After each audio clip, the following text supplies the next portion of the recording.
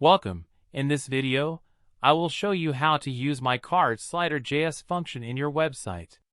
First, you need to download the function from the link in the description below. Once you have downloaded it, extract the zip file. You will find two main files, the card slider CSS and JS files. You will also find example CSS and HTML files that demonstrate how to use them. Also some images that used in the HTML file. The example.css file contains the styles of the card's content. This content is added by passing it to the card slider function, as I will show you. The card slider CSS file contains styles of slider itself.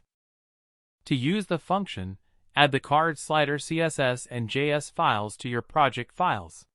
In your HTML file, add them and create an element that will contain the slider.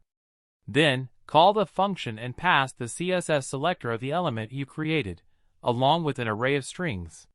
Each string represents a card's HTML content. In my example, I created two sliders.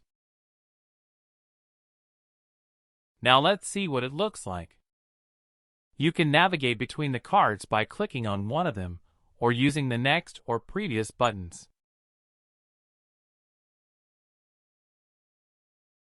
The same for the second one.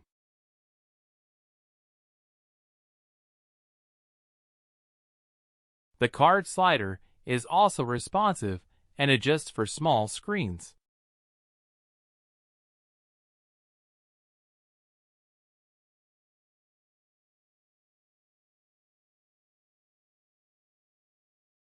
That's all for this video. If you like this function, you can download it from the link in the description below. Thank you for watching, and see you in the next video.